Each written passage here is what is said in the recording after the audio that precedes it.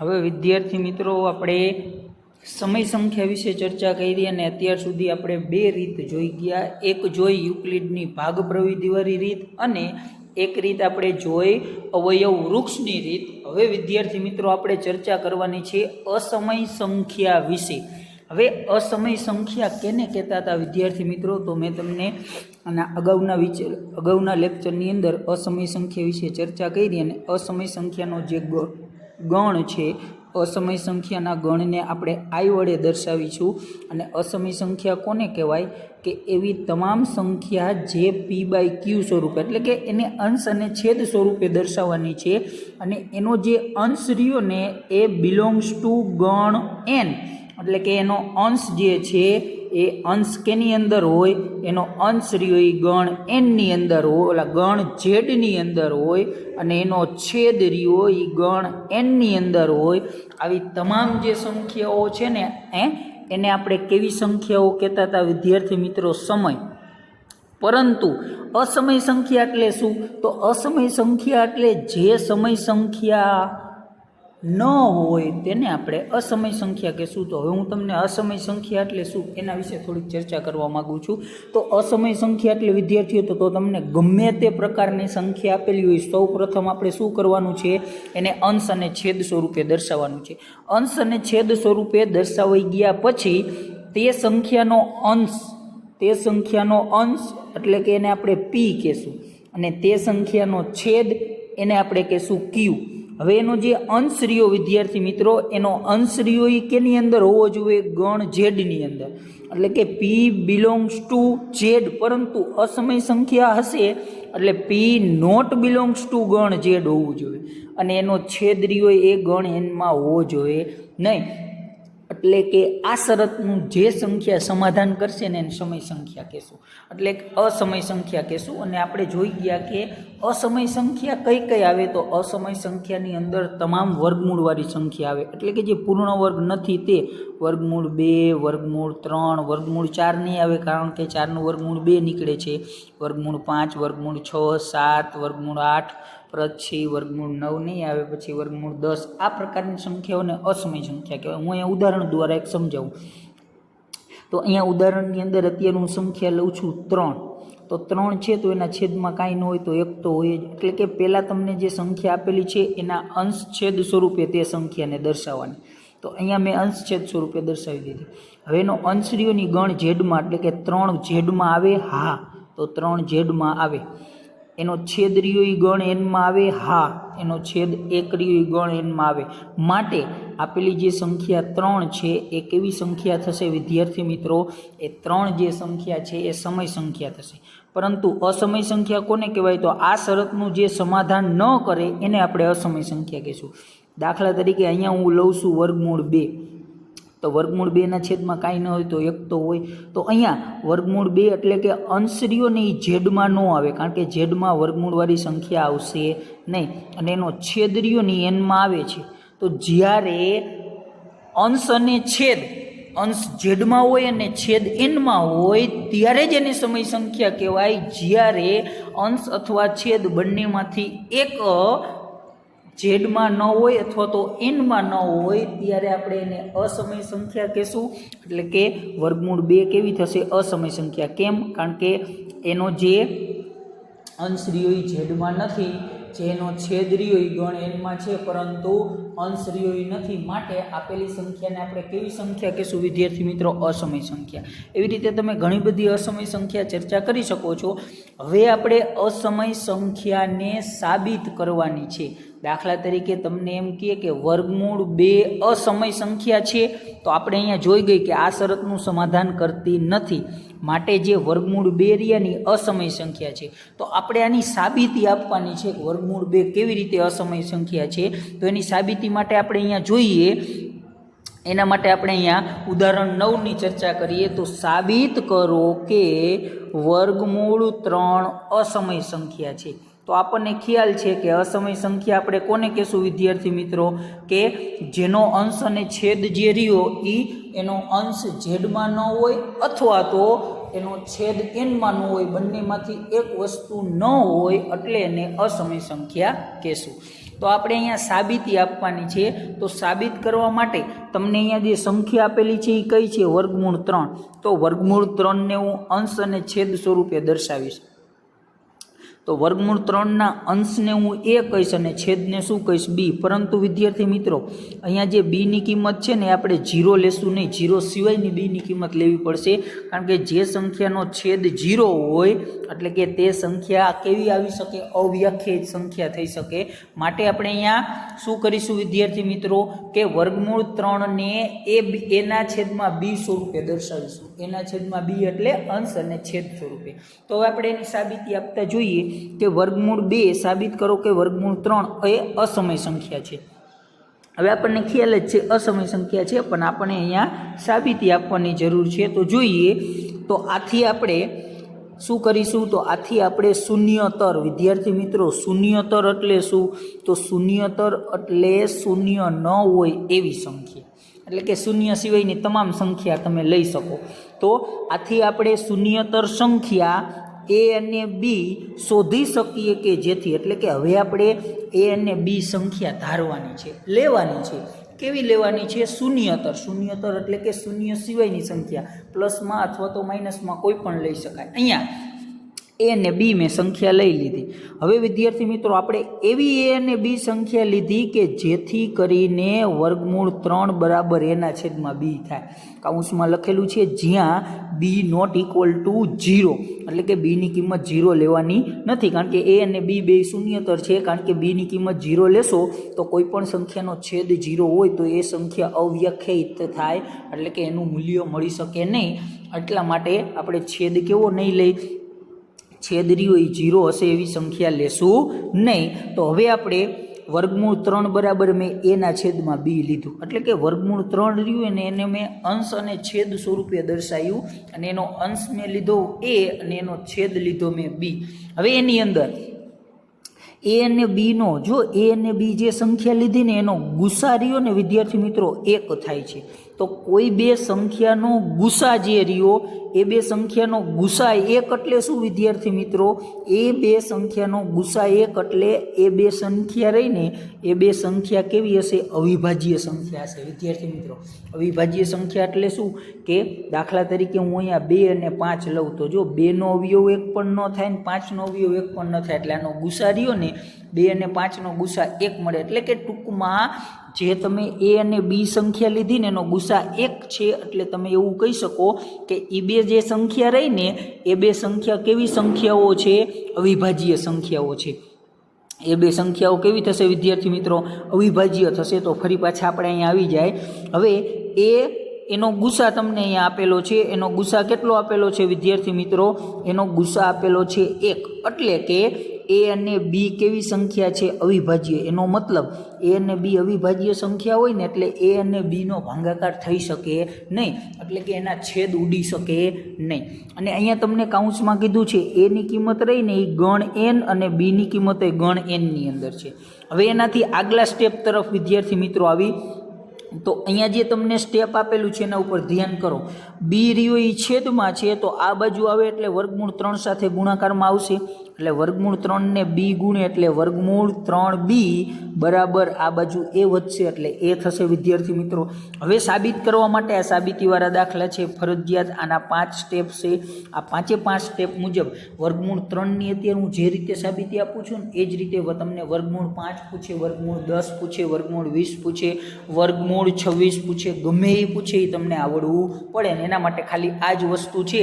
ખાલી ફેર શું? વર્ગમૂળ 10 પૂછે તો અહીંયા 3 છે, અહીંયા તમારે વર્ગમૂળ 10 કરી નાખવાનું, બાકી તમામ દાખલો કેવો રહેશે? સરખો. હવે જે તમને અહીંયા સંખ્યા આપેલી છે આ સંખ્યાનો હું બંને બાજુ વર્ગ કરું છું. તો વિદ્યાર્થી મિત્રો અહીંયા તમને શું આપેલું છે? વર્ગમૂળ 3b, આનો વર્ગ હું કરું છું. તો તમને ખ્યાલ છે વર્ગમૂળ 3 નો વર્ગ શું થાય? વર્ગમૂળ 9, અને 9 નું વર્ગમૂળ 3 એટલે કે વર્ગમૂળ 3 નો વર્ગ 3 થાય અને b નો વર્ગ થાય b વર્ગ, એટલે કે વર્ગમૂળ 3b નો વર્ગ થાય વિદ્યાર્થી મિત્રો 3b વર્ગ. આટલું થશે. તો હવે આપણે અહીંયા લખી દઈએ કે વર્ગમૂળ 3b નો જે વર્ગ રહ્યો એ કેટલો થશે? 3b વર્ગ, અને a નો વર્ગ કેટલો થાય? a વર્ગ. હવે હું અહીંયા 3 રિયાઈ બી સાથે કેવા છે ગુણાકારમાં છે, તો એ બરાબરની ઓલી બાજુ જશે તો એ વર્ગના ભાગાકારમાં આવશે, એટલે કે આ પ્રકારનું સ્ટેપ થશે બી વર્ગ બરાબર એ વર્ગના છેદમાં 3. એના માટે શું કહીએ કાંઈ વિદ્યાર્થી મિત્રો, અહીંયા એ વર્ગના છેદમાં 3 છે, આનો મતલબ શું થાય ખબર છે કે એ વર્ગ રહ્યુંની 3 વડે વિભાજ્ય છે, એટલે કે એ વર્ગને તમે 3 વડે ભાંગશો તો શેષ 0 મળશે વિદ્યાર્થી મિત્રો, કારણ કે ભાગાકાર સ્વરૂપે દર્શાવેલું છે એટલે ફરજિયાત એ થવાનું જ છે. હવે આના માટે હું તમને કંઈ એક ઉદાહરણ આપું. દાખલા તરીકે 9 રિયા એ 3 વડે વિભાજ્ય છે, અથવા તો 9નો વર્ગ રહ્યો એ 3 વડે વિભાજ્ય છે, તો 9 રિયા એ પણ 3 વડે વિભાજ્ય થાય. એટલે આના ઉપરથી તમે એવું કહી શકો વિદ્યાર્થી મિત્રો, જો એ વર્ગ 3 વડે વિભાજ્ય હોય તો પ્રમેય અનુસાર જે એ રહ્યો ને એ 3 વડે વિભાજ્ય થાય. અહીંયા એ રહ્યો એ વર્ગને 3 વડે ભાંગી શકાતો હોય તો એ જે છે એને પણ 3 વડે વિભાજ્ય કહી શકાય. આથી આપણે એક નવો પૂર્ણાંક ધારીશું. પહેલાં આપણે એ અને બી ધાર્યો, હવે આપણે નવો પૂર્ણાંક સી ધારીશું, અને એ સી કેવો ધારીશું કે જેથી કરીને એ બરાબર 3c થાય. એટલે કે એ રિયોની 3 વડે કેવો છે વિભાજ્ય છે, એટલે કે એની જે કિંમત રહી ને એની કિંમત હું 3 ગુણ્યા કાંઈક સ્વરૂપે લખીશ. દાખલા તરીકે એની કિંમત 12 હોય તો હું એને 3 ગુણ્યા 4 સ્વરૂપે લખી શકું, એટલે કે 4 રિયા એને મેં સી કહી દીધો, અને એનો જે અવયવ જે છે એને મેં 3 કહી દીધો. એટલે કે જે અહીંયા એ હતો એ મેં કેવા સ્વરૂપે લીધો વિદ્યાર્થી મિત્રો, એ બરાબર 3c સ્વરૂપે લીધો. હવે એની કિંમતને મેં 3c સ્વરૂપે લીધું તો તમે અહીંયા જોઈ શકો કે આની બંને બાજુ તમે વર્ગ કરો તો એનો વર્ગ અને 3cનો વર્ગ, એટલે કે એ વર્ગ બરાબર 9c વર્ગ થાય. તો એ વર્ગ બરાબર 9c વર્ગ થાય. હવે એ વર્ગની જે કિંમત છે ને વિદ્યાર્થી મિત્રો, તો અહીંયા તમને આપેલી છે એ વર્ગની કિંમત અહીંયા કેટલી આપેલી છે વિદ્યાર્થી મિત્રો, તો એ વર્ગ બરાબર તમને અહીં આપેલા છે 3b વર્ગ. તો અહીંયા એ વર્ગ જે છે ને અહીંયા તમે આ પ્રકારે 3b વર્ગ મૂકી શકો. આ બાજુ 9c વર્ગ છે એ આપણે એમનેમ રાખી, એનો મતલબ જે એ વર્ગ માઇનસ 9c વર્ગ હતું એના બરાબર 3b વર્ગ બરાબર 9c વર્ગ થશે વિદ્યાર્થી મિત્રો. હવે આની અંદરથી 3 અને 9 એના તમે છેદ ઉડાડશો તો 3 તેરી 9, એટલે કે b વર્ગ બરાબર 3c વર્ગ થશે. તો રેડી. હવે આ જે 3 રિયા એ ગુણાકારમાં છે, આ બાજુ આવશે તો ભાગાકારમાં, એનો મતલબ આ પ્રકારે થશે બી વર્ગના ભાગાકારમાં આવશે તો બી વર્ગના છેદમાં 3 બરાબર સી વર્ગ. હવે બી વર્ગના છેદમાં 3 આનો મતલબ શું થયો કે બી વર્ગ રહ્યોની 3 વડે વિભાજ્ય થાય. તો બી વર્ગ 3 વડે વિભાજ્ય થાય ને તો એ પણ એ જે બી વર્ગ 3 વડે વિભાજ્ય થશે વિદ્યાર્થી મિત્રો, એટલે કે બી રહ્યો ને એ 3 વડે, કારણ કે કોઈ સંખ્યાનો વર્ગ જો 3 વડે વિભાજ્ય હોય ને તો તે સંખ્યા પણ 3 વડે વિભાજ્ય હોય. એટલા માટે તમે અહીંયા કહી શકો વિદ્યાર્થી મિત્રો કે બી વર્ગ 3 વડે વિભાજ્ય છે. આથી તમે પ્રમેય 1.3 અનુસાર બી પણ 3 વડે વિભાજ્ય થાય. તો વિદ્યાર્થી મિત્રો મેં પહેલાં તો એવું ધાર્યું હતું કે જ્યાં એના છેદમાં બી રહ્યા ને, એટલે કે એ અને બી બે અવિભાજ્ય લીધા હતા, એટલે કે એ અને બીના કોઈ પણ પ્રકારે છેદ ઉઠશે નહીં. પરંતુ અહીંયા એ રહ્યો ને મેં સાબિત શું કર્યું, એને 3 વડે ભાંગી શકાય અને બીને 3 વડે ભાંગી શકાય. એટલે કે મેં એ અને બી મેં લીધા હતા એ અવિભાજ્ય લીધા હતા, પરંતુ અહીંયા મને સાબિતી શું મળી કે એ અને બી બેયને એકૂક અવયવ 3 છે એવી મેં સાબિતી આપી.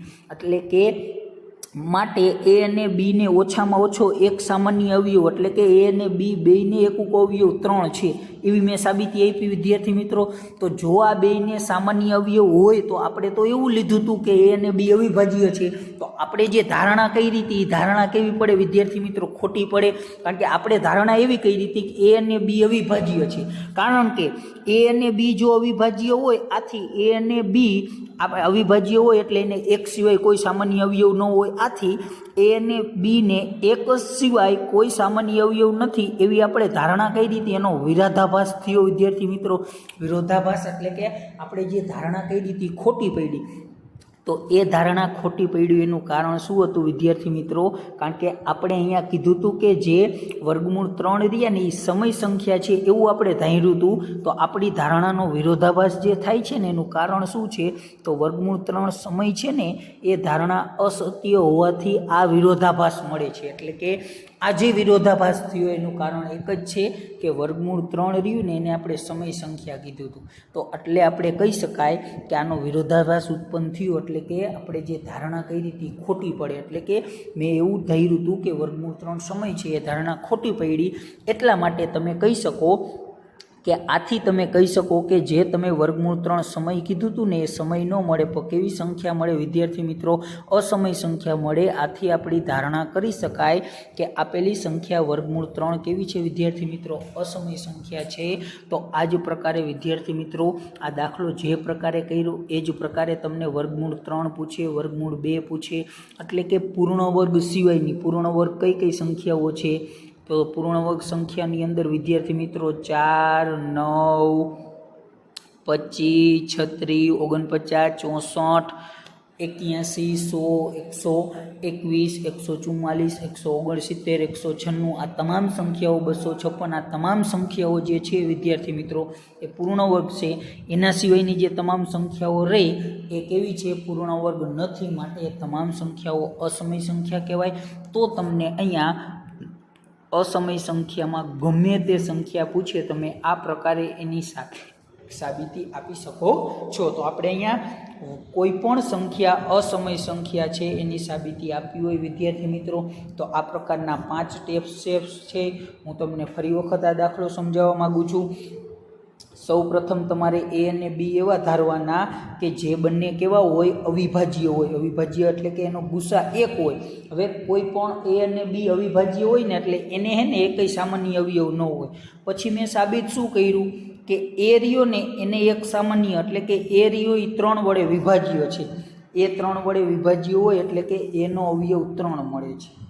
પછી મેં અહીંયા સાબિત કર્યું કે બીનો અવયવ પણ 3 મળે છે.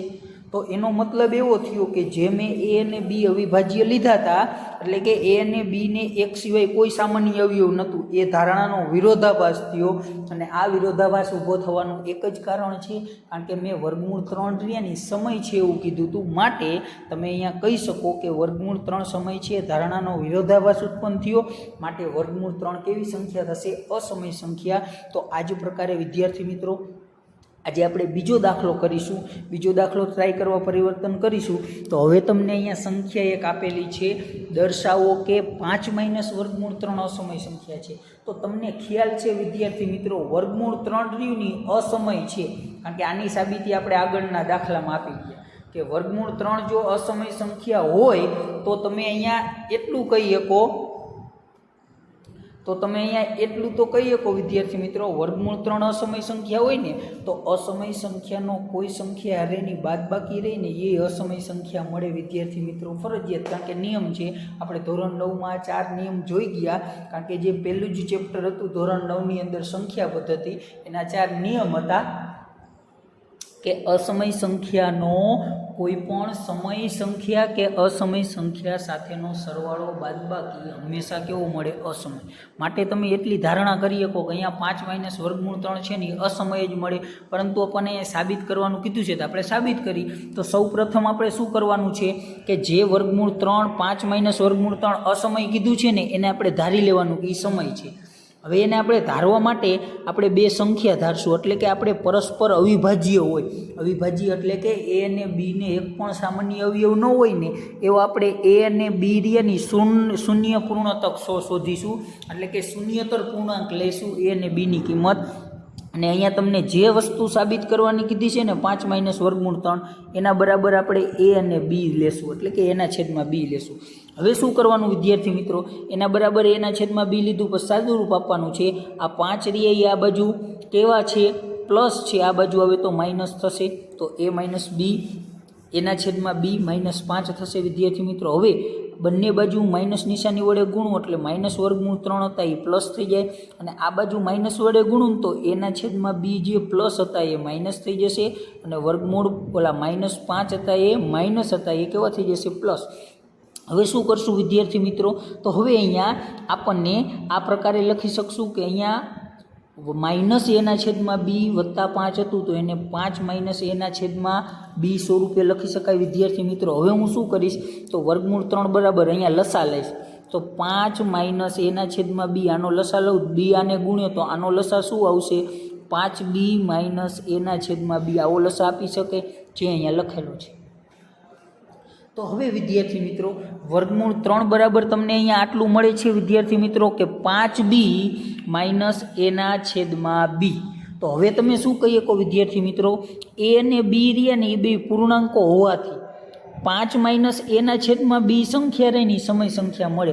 કારણ કે a/b જે સંખ્યા લીધી છે ને એ આપણે સમય સંખ્યા લીધી છે, એટલે 5 - a/b રહી ને એ કેવી મળે, સમય સંખ્યા. તો આથી તમે કહી શકો કે વર્ગમૂળ 3 રહ્યું ની સમય સંખ્યા છે એવી આપણે ધારણા કરી હતી ને એ ધારણાનો વિરોધાભાસ ઉત્પન્ન થયો વિદ્યાર્થી મિત્રો. કારણ કે આપણે ધારણા શું કરી હતી કે a/b જે છે એ આપણે અસમય સંખ્યા સાબિત કરવાનું હતું, એટલે એ ધારણા આપણે શું લીધી હતી, સમય લીધી હતી, અને એ ધારણાનો વિરોધાભાસ ઉત્પન્ન થયો. અને આ વિરોધાભાસ ઉત્પન્ન થયો એનું કારણ શું હતું કે આ સંખ્યા સમય છે ને એવું આપણે ધારણા કરી હતી, તે ધારણાનો વિરોધાભાસ ઉત્પન્ન થયો વિદ્યાર્થી મિત્રો. એટલે તમે કહી શકો કે આ ધારણાનો આ વિરોધાભાસ ઉદ્ભવ્યો, કારણ કે આપણે 5 - વર્ગમૂળ 3 ની સમય લીધેલી હતી. એટલે કે આપણે જે ધારણા કરેલી હતી, જે 5 - વર્ગમૂળ 3 સમય લીધેલી હતી એ સમય છે નહીં. તો આપણને ખબર છે કે એ સમય ન હોય તો શું હોય, તેથી તમે કહી શકો કે આપણે કહી શકીએ કે 5 - વર્ગમૂળ 3 કેવી છે, અસમય સંખ્યા. તો વિદ્યાર્થી મિત્રો આ જ પ્રકારે તમને ખાલી એવું કહીએ કે વર્ગમૂળ 3 અસમય છે એ સાબિત કરવાનું પૂછે તો પણ આવડે, અથવા તો તમને એવું પૂછે 5 - વર્ગમૂળ 3 તો પણ આવે, અથવા તમને એવું કહીએ કે 3 + વર્ગમૂળ 2 અસમય સંખ્યા છે તો પણ તમને સાબિત કરતા આવડે. તો આ પ્રકારના કોઈ પણ દાખલા તમને પૂછે વિદ્યાર્થી મિત્રો એ અસમય સંખ્યા છે સાબિત કરો તો કરી શકાય. અને આજની આની સાબિતી રહી એ 3 સ્ટેપની અંદર છે. એ 3 સ્ટેપ તો હું તમને ફરી વખત અહીંયા કહેવા માગું છું. સૌ પ્રથમ જે આપેલી સંખ્યા હોય ને એ અસમય સંખ્યા સાબિત કરવાની કીધું હોય ને તો પહેલાં આપણે ધારવાનું કે એ સમય છે એવું ધારવાનું. સમય છે એવું ધારો ને એટલે તે સંખ્યા બરાબર a/b મળે કે જેથી કરીને એનો અંશ રહ્યો એ ઝેડમાં હોય અને છેદ રહ્યો એ કેમાં હોય, એનની અંદર હોય એવું તમને મળશે. પરંતુ એ મળતું તમે આગળ વધશો એટલે તમને ખ્યાલ આવશે કે એના બરાબર પછી આપણે શું કરીશું, એના બરાબર કોઈ સંખ્યા લેશું. પરંતુ જો a/b સમય હોય ને તો 5 - a/b સમય થાય વિદ્યાર્થી મિત્રો. પરંતુ એના બરાબર શું છે, તો અહીંયા તમે કહી શકો કે વર્ગમૂળ 3 બરાબર 5 - a/b. હવે a/b સમય છે અને 5 સમય છે, તો બે સમય સંખ્યાની બાદબાકી કેવી હોય વિદ્યાર્થી મિત્રો, સમય. એટલે કે 5 - a/b રહીને એ સમય સંખ્યા હોય, પરંતુ એની કિંમત બરાબર વર્ગમૂળ 3 છે. તો વર્ગમૂળ 3 કેવી છે એ આપણે આગળ જોઈ ગયા, એ સાબિતી આપી દીધી કે વર્ગમૂળ 3 અસમય છે. તો કોઈ સમય સંખ્યાના મૂલ્ય બરાબર અસમય સંખ્યાનું મૂલ્ય શક્ય જ નથી. એટલે કે અહીંયા જે બરાબર આપેલું છે એ બરાબર થઈ નહીં, એટલે કે વર્ગમૂળ 3 બરાબર 5 - a/b થશે નહીં. એટલે કે જે આપેલી તમારી ધારણા હતી એ ધારણાનું શું થશે વિદ્યાર્થી મિત્રો, વિરોધાભાસ ઉત્પન્ન થશે. એટલે કે અહીંયા જે આપેલી રહી ને આ કેવી થઈ, આ આખી જે સંખ્યા છે અહીંયા 5 - a/b એ સમય થઈ અને વર્ગમૂળ 3 તો અસમય છે, માટે કોઈ અસમય સંખ્યા બરાબર સમય સંખ્યા હોઈ જ ન શકે. આથી વર્ગમૂળ 3 કેવી છે, સમય સંખ્યા છે, એનો વિરોધાભાસ ઉત્પન્ન થાય છે. અને આ વિરોધાભાસ એટલે ઉત્પન્ન થયો કે જે 5 - વર્ગમૂળ 3 રહ્યું ને સમય સંખ્યા છે એવી આપણે ધારણા કરેલી હતી. અહીંયા કરેલી હતી. આ ધારણા આ સમય છે એવી ધારણા કરેલી હતી, એટલા માટે અહીંયા વિરોધાભાસ ઉત્પન્ન થયો. તો માટે આ વિરોધાભાસ ઉત્પન્ન થયો એટલે તમે એવું કહી શકો કે જે તમે ધારણા કરેલી હતી ને ખોટી છે. એટલે કે 5 - વર્ગમૂળ 3 રહ્યું એ સમય છે એવી ધારણા કરેલી હતી ખોટી પડી. એટલે તમે કહી શકો કે માટે આપણે કહી શકીએ કે 5 - વર્ગમૂળ 3 એક કેવી સંખ્યા વિદ્યાર્થી મિત્રો થશે, અસમય સંખ્યા થશે. તો આ જ પ્રકારે વિદ્યાર્થી મિત્રો આપણે હજી આના પછીનો એક એક્ઝામ્પલ છે એ પણ એક્ઝામ્પલ ગણવાનો પ્રયત્ન કરીશું. તો અહીંયા જોઈએ આપણને એના પછી જે સંખ્યા આપેલી છે એ આપેલું છે કે 3 વર્ગમૂળ 2 અસમય છે એ શોધવાનું. તો સૌ પ્રથમ આપણું પહેલું સ્ટેપ વિદ્યાર્થી મિત્રો, કોઈ પણ અસમય સંખ્યા સાબિત કરીએ ને તો આપણે ધારવાનું શું, એ સમય સંખ્યા છે એવું ધારવાનું. કારણ કે સમય સંખ્યા છે એની તમે સાબિતી આપી શકો, અસમય સંખ્યાની સાબિતી ન આપી શકો. એટલે કે એને આપણે સમય સંખ્યા છે એવું કહીને એની સાબિતી આપીશું અને છેલ્લે એવું સાબિત કરીશું કે એ સમય સંખ્યા છે એ વિધાન એટલે કે એ વિરોધાભાસ થાય એટલે કે એ અસમય હોય. તો હવે આપણે 3√2 અસમય છે એવું સાબિત કરવાનું હતું વિદ્યાર્થી મિત્રો. તો હું અહીંયા ધારીશ કે એ સમય છે.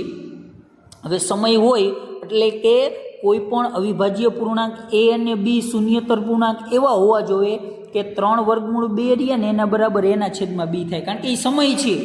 આ આપણે સમય ધાર્યું તો સમય ધાર્યું તો એના બરાબર એના છેદમાં b થાય જ, કે જેથી કરીને એનો અંશ રહ્યો એ z અને છેદ રહ્યો n માં હોય. હવે એનું સાદુરૂપ આપવાનું છે, તો તમે અહીંયા સાદુરૂપ આપતા કહી શકો કે જે b છેદમાં છે એ આ બાજુ આવે તો 3√2 ને ગુણશે, એટલે કે 3√2 ગુણ્યા 2 થશે વિદ્યાર્થી મિત્રો. અહીંયા 3 અને b રે આ બાજુ ગુણાકારમાં છે, બરાબરની આ બાજુ હવે ભાંગાકારમાં આવશે, એટલે તમે અહીંયા એવું કહી શકો કે √2 બરાબર એના છેદમાં 3b. તો હવે 3a અને b આ ત્રણે ત્રણ પૂર્ણાંકો હોવાથી, કારણ કે a પૂર્ણાંક, b એ પૂર્ણાંક અને 3 તો પૂર્ણાંક છે જ આપણને ખબર છે, માટે તમે એવું કહી શકો એના છેદમાં 3b રહીને આખી આખી સંખ્યા કેવી છે? સમય. હવે આ સંખ્યા બરાબર કિંમત શું છે? √2. અહીંયા તમે જોઈ શકો વિદ્યાર્થી મિત્રો, આ સંખ્યા બરાબર, તો આપણે અહીંયા a પૂર્ણાંક, 3 પૂર્ણાંક એટલે b પૂર્ણાંક, એટલે આ આખી આખી સંખ્યા સમય થઈ અને એના બરાબર કિંમત છે વિદ્યાર્થી મિત્રો √2. તો √2 અસમય છે એ આપણને ખબર છે. તો કોઈ સમય સંખ્યા બરાબર અસમય સંખ્યા હોય એટલે કે કોઈ સમય સંખ્યાનું મૂલ્ય જેટલું હોય એટલું જ અસમય સંખ્યાનું મૂલ્ય હોય એ કોઈ દિવસ શક્ય છે નહીં. માટે વિદ્યાર્થી મિત્રો આપણે જે ધારણા કરેલી હતી ને, શું ધારણા કરેલી હતી? એ અને બી જે રહ્યા ને શૂન્યતર પૂર્ણાંકો છે એ ધારણાનો શું ઊભો થાય છે? વિરોધાભાસ ઉત્પન્ન થાય છે. એટલે તમે અહીંયા જોઈ શકો વિદ્યાર્થી મિત્રો કે √2 બરાબર શું થશે? √2 બરાબર એના છેદમાં 3b. તો √2 બરાબર, કારણ કે એના છેદમાં 3b સમય હોય તો √2 સમય હોવો જોઈએ ને, પરંતુ કે √2 રહ્યું ને એ પણ સમય મળે. તો પરંતુ આપણને ખ્યાલ છે કે √2 છે એ કેવું છે? અસમય છે. આથી આપણી જે ધારણા રહી ને એ ધારણાનો વિરોધાભાસ ઉત્પન્ન થયો. આપણી ધારણા એટલે કઈ કે 3√2 સમય છે, એ ધારણાનો વિરોધાભાસ ઉત્પન્ન થયો. માટે તમે કહી શકો કે એ 3√2 સમયનો જે આપણી ધારણા કરેલી હતી એ ધારણા ખોટી પડી. એટલે કે હવે તમે કહી શકો કે જે 3√2 રહ્યું ને વિદ્યાર્થી મિત્રો એ તમને કેવી મળે? અસમય સંખ્યા. વિદ્યાર્થી મિત્રો આ જ પ્રકારે અહીંયા મેં 3 તમને દાખલા કરાયા. આ જ પ્રકારે સ્વાધ્યાયની અંદર દાખલા આપેલા છે, તો આ જ પ્રકારના સ્વાધ્યાયના દાખલા તમારે કરવાના છે. તો અસમય સંખ્યા છે એવા સાબિત કરો એવા સ્વાધ્યાય 1.3ની અંદર 5 દાખલા છે વિદ્યાર્થી મિત્રો. એમાંનો જે પહેલો દાખલો છે વિદ્યાર્થી મિત્રો, એમાંનો પહેલો દાખલો તમને સાબિત કરવાનો કીધો છે. એ શું કીધું છે કે √5 એ તમને કીધું છે √5 અસમય છે એની સાબિતી કરવાની છે. તો √5 અસમય છે એ સાબિત કરવું છે. તો જે પ્રકારે આપણે √3 અસમય છે એ સાબિત કર્યું એ જ પ્રકારે તમે √5 કરી શકો. એના પછીનો જે બીજો દાખલો છે વિદ્યાર્થી મિત્રો, બીજો દાખલો છે 3 + 2 √5. આ અસમય છે એવું સાબિત કરવાનું છે. આ દાખલો કેના જેવો છે વિદ્યાર્થી મિત્રો? તો આ દાખલો રહ્યો એ તમે જોયું કે ઉદાહરણ આપણે 10 જોયું. ઉદાહરણ 10માં શું કર્યું વિદ્યાર્થી મિત્રો? 5 - √3 આપણે એની સાબિતી આપી હતી ને. તો જે તમારે જોવું હોય તો તમે અહીંયા જોઈ શકો છો કે આ જેવી રીતે આપણે એમ કીધું કે 5 - √3 અસમય છે, એવી જ રીતની સાબિતી વિદ્યાર્થી મિત્રો તમે આની આપી શકો. 3 + 2 √5 આની સાબિતી આની જેમ જ આપવાની છે. એના પછીનો વિદ્યાર્થી મિત્રો ત્રીજો દાખલો છે. ત્રીજો દાખલો શું છે? 1/√2 આની સાબિતી આપવાની છે. તો એની સાબિતી આપણે છેદવાળું છે એટલે એની સાબિતી હું તમને કરાવીશ. એના પછીનો જે ચોથો દાખલો છે વિદ્યાર્થી મિત્રો 7√5. તો આ 7√5 જે છે, આ 7√5ની આપણે સાબિતી આપશું, કારણ કે 7√5ની સાબિતી. તો એના માટે આપણે ઉદાહરણ 11 જોયું. ઉદાહરણ 11માં શું હતું? 3√2ની જેમ સાબિતી આપી એ જ પ્રકારે આપણે કેની સાબિતી આપી શકશું? 7√5 એટલે કે 3√2ની સાબિતી આપણે અહીં આપેલી જ છે. તો આ જ પ્રકારે તમે કેની સાબિતી આપી શકો? 7√5ની સાબિતી આપી શકો વિદ્યાર્થી મિત્રો. તો જે તમારે અહીંયા ચોથા દાખલાની અંદર આપવાની છે. એના પછીનો જે પાંચમો દાખલો છે વિદ્યાર્થી મિત્રો, પાંચમો દાખલો છે 6 + √2. આની સાબિતી પણ તમે કેની જેમ આપી શકો? આની સાબિતી પણ ઉદાહરણ ઉદાહરણ નંબર 10ની જેમ આપી શકો. 5 વર્ગમૂળ 3 જે આપેલા છે, 5 - વર્ગમૂળ 3 એની જેમ જ તમે સાબિતી કેની આપી શકશો? 6 પ્લસ વર્ગમૂળ 2. આની સાબિતી આની જેમ થશે. તો તમને સ્વાધ્યાય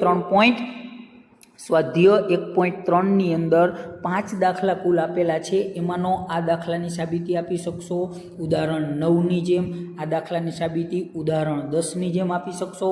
આ દાખલાની સાબિતી ઉદાહરણ 11ની જેમ આપી શકશો. અને ફરી વખત 5મા દાખલાની જે સાબિતી છે ઉદાહરણ 10ની જેમ આપી શકશો. અને જે ત્રીજો દાખલો છે કે ત્રીજો દાખલો તમને આપેલો છે 1/વર્ગમૂળ 2. વિદ્યાર્થી મિત્રો, આની સાબિતી પણ તમે કયા પ્રકારે આપી શકો? જે વર્ગમૂળ 2ની સાબિતી આપેલી હતી એ જ પ્રકારે તમે આની સાબિતી આપી શકશો વિદ્યાર્થી મિત્રો. તો હવે આપણે જે સાબિતી આપવાની દાખલો બાકી છે એ કેનો દાખલો છે? 1/વર્ગમૂળ 2ની સાબિતી આપવાની છે વિદ્યાર્થી મિત્રો. તો આ સાબિતી હું તમને કરાવી શકું છું. તો આ સાબિતી આપણે અહીંયા કરીશું. તો આ સાબિતી આપવા માટે હું તમને અહીંયા ખાલી સામાન્ય એક ચર્ચા કરીશ કે 1/, અહીંયા શું તમને આપેલું છે? 1/વર્ગમૂળ 2. તો હવે હું શું કરીશ? a અને b એવા પૂર્ણાંકો લઈશ કે જેથી કરીને 1/2 બરાબર શું થાય? a/b થાય વિદ્યાર્થી મિત્રો. હવે અહીંયા હું શું કરીશ? b ને આ બાજુ આવવા દઈશ અને a ને આ બાજુ આવવા દઉં. તો અહીંયા મને શું થશે વિદ્યાર્થી મિત્રો? તો હું બંનેને આ બાજુ આવવા દઈશ તો b એક સાથે આવશે અને a એક સાથે આવશે, એટલે કે વર્ગમૂળ 2 બરાબર b/a આવે વિદ્યાર્થી મિત્રો. પરંતુ અહીંયા a અને b રહ્યાની આપણે અવિભાજ્ય પૂર્ણાંક લીધા હતા, એટલે કે b/a રહ્યું ને એ તમને સમય સંખ્યા મળે. પરંતુ તમને ખ્યાલ છે કે વર્ગમૂળ 2 કેવી છે?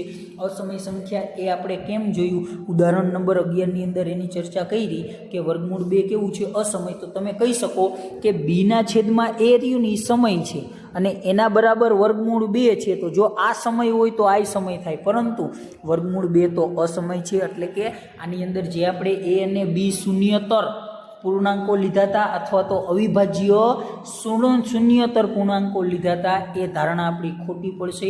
માટે તમે કહી શકો કે a/b સમય છે. એ ધારણા શું કામ લીધી હતી? તો એ આપણે પહેલાં જે કરેલું હતું, પહેલાં શું કરેલું હતું કે 1/વર્ગમૂળ 2 રહ્યા ને એ સમય છે એવી આપણે ધારણા કરેલી હતી ને, એ ધારણા ખોટી પડશે.